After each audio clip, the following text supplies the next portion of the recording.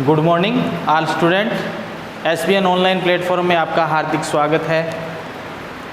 आज का जो अपना टॉपिक रहेगा वो टॉपिक है अपना संघट्ट सिद्धांत, जिसे अपने कोलिजन थ्योरी के नाम से जानते हैं।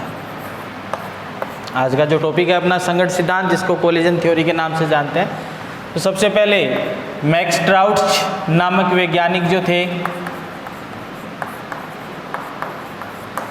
जिन्होंने संघट्ट सिद्धांत के बारे में बताया था, और संघट्ट सिद्धांत के आधार पर इन्होंने बताया कि जो भी अभिकारक है अपने, उन अभिकारकों को ठोस गोलों के रूप में इसने माना था। जो भी अभिक्रिया आपने करवा रहे हैं उसमें अभिकारकों को ठोस गोलों के रूप में माना था, और बताया था कि जब अभिकारकों के अणुओं के मध्य जितनी ज़्यादा आपसी टक्कर होगी उसमें से उत्पाद बनने की संभावना उतनी ही ज़्यादा होती है। अर्थात जो अभिकारक के अणु हैं जब वो आपस में टक्कर करते हैं तो उनकी टक्कर से जो है वो प्रोडक्ट की संभावना जो है वो बढ़ती है अपने। अब यहाँ पे एक शब्द आता है अपने आवर्ती संघट्ट, जिसे जड़ के द्वारा रिप्रेजेंट करते हैं अपने। तो इसमें क्या तात्पर्य है अपने कि प्रति इकाई आयतन में प्रति सेकंड होने वाली अभिकारकों की जो टक्कर होगी उसे अपने क्या कहते हैं, संघट्ट आवर्ती कहा जाता है। जड़ के द्वारा जिसको रिप्रेजेंट करते हैं, अर्थात इकाई आयतन में प्रति सेकंड जो टक्करों की संख्या है उसको अपने क्या कहते हैं, यहाँ पे संघट्ट आवर्ती जो है वो कहा जाता है, जिसे जड़ के द्वारा अपने रिप्रेजेंट किया जाता है। तो संघट्ट आवर्ती का मान जितना ज़्यादा होगा उतना ही इसके अंदर क्या होगा, अपने जो अभिकारक है उससे उत्पाद बनने की संभावना जो है वो अपने बढ़ जाती है इसके अंदर। अब यहाँ अपने यही बात कह रहे हैं कि प्रत्येक जो अणु है अभिकारक के, उनमें जितनी ज़्यादा टक्कर होगी उतना ही इसके अंदर क्या होगा, अपने प्रोडक्ट बनने की संभावना है। लेकिन इसके अंदर दो कारक मुख्य रूप से अपने प्रभावी करते हैं इसको, जिसमें एक तो अपने कहते हैं ऊर्जा अवरोध। एक जो कारक है वो ऊर्जा अवरोधक कारक है, दूसरा जो कारक है वो इसके अंदर अपने कहते हैं अभिविन्यास अवरोध की बात करते हैं अपने। तो ये दो प्रकार के कारक इसके अंदर अपने हैं जो संघट्ट सिद्धांत को प्रभावित करते हैं, या प्रोडक्ट बनने की जो इसकी कैपेसिटी है, प्रोडक्ट बनने की जो क्षमता है उसको प्रभावित करते हैं। तो पहला कारक अपने ऊर्जा अवरोध है। तो ऊर्जा अवरोध से अपने क्या मतलब है कि जिन अणुओं के अंदर आपसी टक्कर हो रही है वो प्रत्येक अणु जो है अपने क्या है, प्रोडक्ट का निर्माण नहीं करता है। जिन अणुओं में आपसी टक्कर हो रही है उनमें प्रत्येक जो अभिकारक है वो क्या है, यहाँ पे प्रोडक्ट का निर्माण नहीं करता है। प्रोडक्ट का निर्माण कौन करेगा, केवल वही अभिकारक के अणु करेंगे जिनके अंदर टक्कर जो है, टक्कर होने से ऊर्जा जो है इनकी अपने क्या हो, दहलीज ऊर्जा के बराबर होती है। तो यहाँ पे अपने क्या कह रहे हैं कि यदि किसी अभिकारक में ऊर्जा उसको कितनी मिल जाए, दहलीज ऊर्जा के बराबर अगर ऊर्जा मिल जाती है अपने, तो केवल वे ही अणु जो है वो क्या करेंगे, अभिकारक से उत्पाद के अंदर परिवर्तित होते हैं। दहलीज ऊर्जा अपने क्या होती है, जो किसी अणु की संकीर्ण ऊर्जा और उसकी जो अभिकारक अणुओं की ऊर्जा है उस ऊर्जा के बराबर अपने दहलीज ऊर्जा होती है। या अपने ये कह सकते हैं कि वह अणु प्रोडक्ट के अंदर चेंज होगा जिसके पास न्यूनतम दहलीज ऊर्जा के बराबर की ऊर्जा होनी चाहिए, और जिन अणुओं के पास दहलीज ऊर्जा के बराबर ऊर्जा नहीं होगी उनमें टक्कर होगी लेकिन वो प्रोडक्ट के अंदर चेंज जो है वो नहीं होते हैं, अर्थात उनसे उत्पाद जो है वो नहीं बनाता है। तो यहाँ पे एक ऊर्जा अवरोधक के रूप में कार्य कर रहा है, अर्थात संघट्ट से केवल प्रोडक्ट नहीं बनेगा, संघट्ट के बाद जिन अणुओं के अंदर एनर्जी जो है वो अपने क्या होगी, दहलीज ऊर्जा के समान होगी, वो ही केवल क्या करेगा, यहाँ पे उत्पाद में चेंज होता है। दूसरा अभिविन्यास अवरोधक की बात कर रहे हैं। अभिविन्यास अवरोध की बात क्या है कि अणु, सारे अणु आपस में गतिज ऊर्जा के कारण टक्कर कर रहे हैं, लेकिन उन अणुओं में केवल वही अणु उत्पाद में बदलेंगे जिनके अंदर टक्करों का विन्यास उचित होना चाहिए, जिसके अंदर एक प्रभावी टक्कर बोलते हैं जिसको अपने। अभिविन्यास सही होने का मतलब प्रभावी टक्कर की बात करते हैं अपने। जिनके अंदर अभिविन्यास जो है वो क्या होना चाहिए, प्रभावी होना चाहिए। अर्थात अणु की टक्कर इस प्रकार से होनी चाहिए कि उस प्रकार से टक्कर होने पर प्रोडक्ट बनने की संभावना जो है वो क्या हो, ज़्यादा से ज़्यादा हो। फॉर एग्जाम्पल जैसे अपने एक अभिक्रिया लिखते हैं 2NO2 = N2O4। तो इस प्रकार की अभिक्रिया के अंदर अगर अणुओं का अभिविन्यास इस प्रकार से है, अगर जिन अणुओं की टक्कर हो रही है उनका अभिविन्यास इस प्रकार से ये टक्कर इसमें होगी, तब इसके अंदर अपने क्या है, N2O4 बनने की संभावना ज़्यादा है। यदि यही टक्कर इस प्रकार से अपने कह दें कि अणु इस प्रकार से आ रहे हैं यहाँ पे, तो इस प्रकार की टक्कर से प्रोडक्ट बनने की संभावना जो है वो इसके अंदर नहीं पाई जाती है। तो इस प्रकार से अपने कहते हैं कि दो कारकों की अपने बात कर रहे हैं, एक ऊर्जा अवरोध, एक अभिविन्यास अवरोध की बात कर रहे हैं अपने, जिसमें टक्कर जो है वो क्या होनी चाहिए, प्रभावी टक्कर होनी चाहिए। इसी प्रकार से जैसे SN1 SN2 अभिक्रियाओं के अंदर अपने बात करते हैं, जिसके अंदर इस प्रकार से अणु को अपने ले रहे हैं,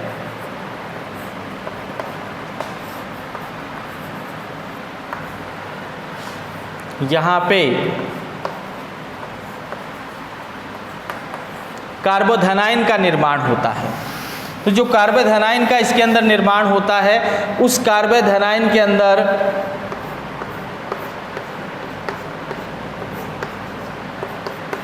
नाभिक स्नेही का जो आक्रमण है वो इस दिशा के अंदर होना चाहिए, जिससे अपने क्या है, प्रोडक्ट जो है वो आसानी से निर्मित होता है। यदि अपने नाभिक स्नेही का आक्रमण इस साइड से होता है या और साइड से होता है, तो यहाँ पे प्रोडक्ट बनने की संभावना जो है वो क्या हो जाती है, अपने कम हो जाती है। तो इस प्रकार की जो अभिक्रियाएं अपने जो पढ़ रहे हैं, उन अभिक्रियाओं में अपने क्या है कि टक्कर का मतलब कि जिस स्थान से दूसरे अणु का आसानी से आक्रमण होगा, उसी स्थान से जो है वो अपने क्या होनी चाहिए, इसके अंदर टक्कर जो है वो होनी चाहिए, उसी से अपने प्रोडक्ट जो है वो उचित बनते हैं। तो ये अपना संगत सिद्धांत था। अब संगत सिद्धांत के बाद इसके आधार पे अगर वेग की बात करते हैं, तो अभिक्रिया का जो वेग है dx/dt वो अपने क्या होगा, किसके बराबर, z और f के बराबर होता है। यहाँ पे z जो है वो आवर्ती, जो संगत आवर्ती है, f जो है इसके अंदर प्रभावी टक्कर की बात करते हैं अपने। अब अपने बात करते हैं यहाँ पे अगला जो इसका टॉपिक है, अभिक्रिया वेग की ताप पर निर्भरता। अगला जो टॉपिक है अपना वो क्या है, इसमें अभिक्रिया वेग की ताप पर निर्भरता की बात करते हैं।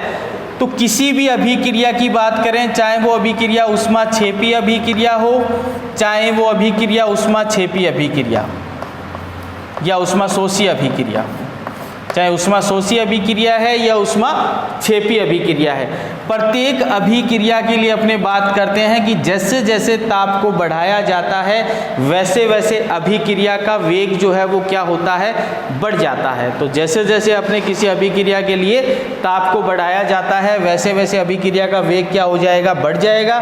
और जैसे जैसे किसी अभिक्रिया के लिए अपने ताप को कम करेंगे, तो उसका वेग जो है वो क्या हो जाएगा, कम हो जाएगा। तो यहाँ अपने बात करते हैं कि किसी भी अभिक्रिया के लिए यदि अपने 10 डिग्री सेंटीग्रेड ताप को बढ़ाया जाता है, तो उस अभिक्रिया के लिए 2 या 3 गुना जो है उसका वेग क्या होगा, बढ़ जाता है। तो किसी भी अभिक्रिया के लिए यदि अपने बात करें 10 डिग्री सेंटीग्रेड ताप बढ़ाएंगे तो 2 या 3 गुना जो है उसका वेग बढ़ जाता है। रीजन इसका क्या है कि जैसे अपने ताप को बढ़ाएंगे वैसे क्या होगा, अभिक्रिया के अंदर अणुओं में गतिज ऊर्जा का मान जो है वो बढ़ता है, और गतिज ऊर्जा का मान बढ़ने से अभिक्रिया का वेग जो है वो क्या होगा, बढ़ जाता है। अर्थात टक्करों की संख्या उसमें बढ़ जाती है, जो संघट आवर्ती का मान है वो उसके अंदर क्या हो जाएगा, बढ़ जाएगा। और जितनी ज़्यादा संघट आवर्ती होगी उतना ही ज़्यादा उसमें प्रोडक्ट का निर्माण जो है वो होता है। अब इसके बाद अपने एक चीज़ आती है यहाँ पे ताप गुणांक। एक नंबर की डेफिनेशन कई बार आ जाती है कि ताप गुणांक क्या है। तो ताप गुणांक क्या है, किसी भी अभिक्रिया में T+10 डिग्री सेंटीग्रेड ताप पर अभिक्रिया का वेग बटे में T डिग्री सेंटीग्रेड ताप पर अभिक्रिया का वेग इजिकल टू लगभग 2 या 3। तो इसे अपने क्या कहते हैं, ताप गुणांक कहा जाता है। किसको? T+10 डिग्री सेंटीग्रेड ताप पर अभिक्रिया के वेग को T डिग्री सेंटीग्रेड पर ताप पर अभिक्रिया के वेग को इजिकल टू जो है वो 2 या 3 गुणा वेग की अपने बात करते हैं, उसे अपने क्या कहते हैं, यहाँ पे ताप गुणांक कहा जाता है। तो अब अपने ताप को बढ़ाने पर अभिक्रिया के वेग के बढ़ने की जो बात करते हैं, उसे अपने यहाँ जो मैंने बताया कि संघट आवर्ती जो है वो बढ़ जाती है, तो उसके आधार पे अपने बता सकते हैं इसके अंदर संघट आवर्ती। तो जब अपने किसी अभिक्रिया के ताप को बढ़ाया जाता है तो उस अभिक्रिया में अभिकारकों के अणुओं की गतिज ऊर्जा जो है वो बढ़ जाती है, और गतिज ऊर्जा बढ़ने के कारण अणुओं के अंदर जो आपसी टक्कर होगी, वो आपसी टक्कर जो है वो क्या हो जाती है, अपने बढ़ जाती है। और आपसी टक्कर बढ़ने के कारण अभिक्रिया का वेग जो है वो क्या होता है, अपने बढ़ जाता है। तो इस प्रकार से अपने कह सकते हैं किसी भी अभिक्रिया में जब ताप को बढ़ा रहे हैं तो ताप को बढ़ाने से क्या होगा, वहाँ संघट आवर्ती का मान बढ़ेगा, और संघट आवर्ती का मान बढ़ने से अभिक्रिया का वेग जो है वो बढ़ जाता है। तो इस हिसाब से अगर अपने बात करते हैं तो यहाँ पे अभिक्रिया का वेग जो है वो बहुत ज़्यादा बढ़ जाना चाहिए था, लेकिन संघट आवर्ती के साथ साथ प्रभावी संघट भी ताप के प्रभाव को एक्सप्लेन करता है। यहाँ पे अकेले संघट आवर्ती के आधार पे अपने नहीं कह सकते कि ताप बढ़ाने पे अभिक्रिया का वेग बढ़ेगा, यहाँ पे प्रभावी संघट भी इसके अंदर प्रभावी होती है। तो इसके लिए अपने अगर बात करते हैं तो प्रभावी संघट का मतलब क्या होगा यहाँ पे, कि ऐसे अणु जिनकी ऊर्जा जो है वो दहलीज ऊर्जा के बराबर हो, या फिर ये कह सकते हैं कि जब अणुओं के अंदर संघट हो रहा है, जब अणुओं के अंदर टक्कर हो रही है, तो उन टक्कर से उनकी न्यूनतम ऊर्जा जो है वो अपने को कम से कम क्या प्राप्त होनी चाहिए, दहलीज ऊर्जा के बराबर जो है वो प्राप्त होनी चाहिए। और जब अपने को ऊर्जा दहलीज ऊर्जा के बराबर प्राप्त होती है तो वह जो अणु होंगे वे अणु क्या करेंगे, प्रोडक्ट का निर्माण करेंगे। तो यहाँ अपने क्या कह रहे हैं, दहलीज ऊर्जा, अर्थात जब ताप बढ़ाने से टकरें हो रही है तो उन टकरों से अपने को अणुओं से ऊर्जा जो प्राप्त होती है वो दहलीज ऊर्जा के बराबर ऊर्जा प्राप्त होनी चाहिए। जिन अणुओं की ऊर्जा दहलीज ऊर्जा के बराबर होगी वो अणु क्या करेंगे, प्रभावी टक्कर करेंगे, और प्रभावी टक्कर करने से प्रोडक्ट का निर्माण करेंगे। इसलिए ताप के प्रभाव को एक्सप्लेन करने के लिए अपने एक तो संघट आवर्ती और एक प्रभावी संघट दोनों को एक्सप्लेन करते हैं अपने, जिसके द्वारा अपने कह सकते हैं कि किसी अभिक्रिया का ताप जो बढ़ा रहे हैं अपने, उस ताप को बढ़ाने से अपने क्या होगा, अभिक्रिया का वेग जो है वो बढ़ जाता है। अब प्रभावी संघट से मतलब क्या है अपने, कि अभिकारक के अणुओं में अणुओं का वह अंश जो अभिक्रिया करके प्रोडक्ट के अंदर चेंज होता है। तो इस बात को एक्सप्लेन करने के लिए मैक्सवेल बोल्ट्जमान ने एक आरेख को निरूपित किया था यहाँ पे, जिसमें यहाँ पे अणुओं के अंश की बात की गई थी, और यहाँ अपने ऊर्जा की बात कर रहे हैं। तो इसके लिए जो आरेख बनाया जाता है उस आरेख को अपने इस प्रकार से बना रहे हैं। ये जो स्पेस है यहाँ पे, तो इस स्पेस के जो अणु है वो T डिग्री सेंटीग्रेड के ऊपर इतना जो भाग है यहाँ से आगे आगे का, वो भाग अपने क्या होता है, ऐसे अणु होते हैं जो क्या करेंगे, अपने प्रभावी टक्कर को निरूपित करते हैं। तो मैक्सवेल बोल्ट्जमान के आधार पे अगर अपने इस ग्राफ को देखा जाए जो कि अणुओं के अंश और ऊर्जा के मध्य है, तो यहाँ पे इस आरेख के अंदर यहाँ E ऊर्जा के बाद के जो अणु हैं अपने, अर्थात इतनी ऊर्जा जो अणु प्राप्त कर लेगा वो प्रभावी टक्कर को प्रदर्शित करते हैं, अर्थात इन अणुओं के द्वारा क्या है, अपने प्रोडक्ट में चेंज होने की क्षमता होती है। जबकि ये जो भाग अपना है, ये उचिष्ट जो यहाँ पे ग्राफ अपने आया है, इस ग्राफ में कौन से अणु अपने आते हैं? ऐसे अणु हैं जो गति जरूर प्राप्त कर रहे हैं लेकिन वो प्रभावी अंश नहीं है, अर्थात जिससे अपने प्रोडक्ट का निर्माण जो है वो होने की संभावना कम होती है। अब यदि अपने इस अभिक्रिया के लिए 10 डिग्री सेंटीग्रेड ताप को बढ़ा दें तो 10 डिग्री सेंटीग्रेड ताप को बढ़ाने से जो उचिष्ट अणुओं की संख्या है वो कम हो जाएगी और यहाँ अणुओं की संख्या जो है वो बढ़ जाती है। ये स्पेस इसके अंदर बढ़ जाता है। कब? जब अपने T plus 10 degree centigrade temperature की बात करते हैं। तो जब अपने 10 डिग्री सेंटीग्रेड यहाँ पे ताप को बढ़ा देंगे तब अपने जो अणुओं की संख्या जो है, अपने कौन सी जो प्रभावी टक्कर वाले अणु हैं उनकी संख्या जो है वो अपने क्या हो जाती है? बढ़ जाती है। अर्थात इसे अपने क्या कहते हैं? मैक्सवेल बोल्ट्जमान आरेख जो कहते हैं, जिसके आधार पे अपने ये एक्सप्लेन कर सकते हैं कि जब अपने 10 डिग्री सेंटीग्रेड ताप को बढ़ाया जाता है तो उस कंडीशन के अंदर अभिक्रिया में ऐसे अणुओं का अंश जो प्रभावी टक्कर करते हैं उनकी मात्रा जो है वो बढ़ जाती है और उनकी मात्रा बढ़ने से अपने प्रोडक्ट की मात्रा जो है वो क्या होगी? अपने बढ़ जाती है। तो इस प्रकार से अपने मैक्सवेल बोल्ट्जमान आरेख को समझा सकते हैं। तो आगे जो इसके अंदर अपने टॉपिक पढ़ते हैं वो पढ़ते हैं आर्हेनियस सिद्धांत और संकरीयण ऊर्जा।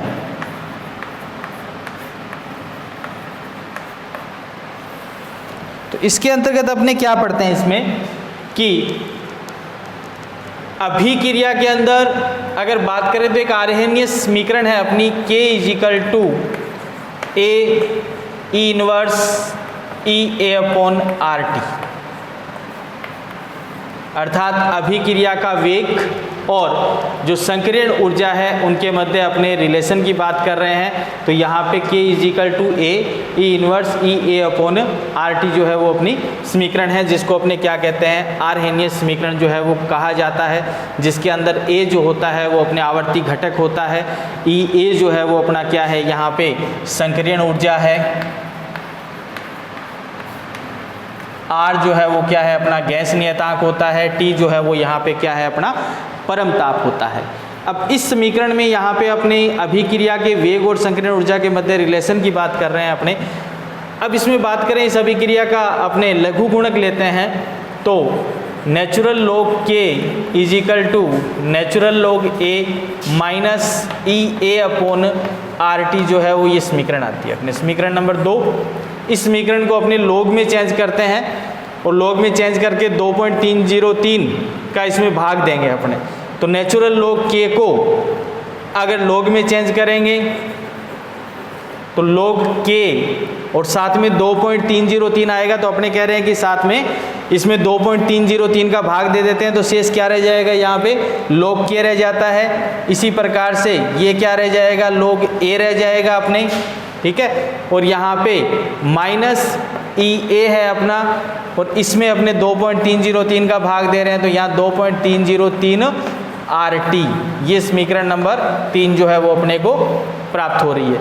या फिर इस समीकरण को ऐसे लिख सकते हैं अपने, इसको पहले लिख दें अपने minus EA/2.303 RT plus log A के रूप में लिख सकते हैं इसको। तो ये अपने समीकरण नंबर 4 यहाँ पे मान लेते हैं अपने। तो इस समीकरण के आधार पे यदि अपने ग्राफ प्लॉट करते हैं यहाँ पे, और ग्राफ जो है वो किसके मध्य करेंगे? अपने log A के मध्य और 1/T के मध्य अपने ग्राफ प्लॉट किया जाता है।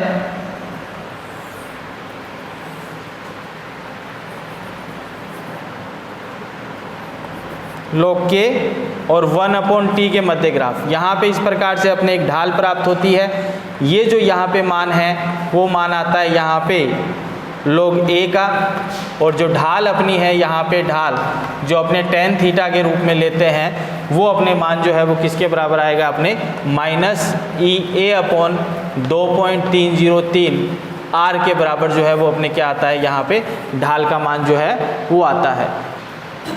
तो इस प्रकार से अपने ढाल tan theta is equal to minus E A upon 2.303 R जो है वो मान प्राप्त होता है। यहाँ पे अगर संकीर्ण ऊर्जा का मान की बात करें तो अपने संकीर्ण ऊर्जा बराबर माइनस 2.303 आर इंटू ढाल या tan थीटा जो है वो उसका मान रख सकते हैं अपने। तो इस प्रकार से अपने संकीर्ण ऊर्जा के मान को क्या कर सकते हैं, प्राप्त कर सकते हैं। तो ये अपने संकीर्ण ऊर्जा के लिए अभिक्रिया का वेग log k is equal to minus E A upon 2.303 R T plus log a समीकरण प्राप्त हो जाती है।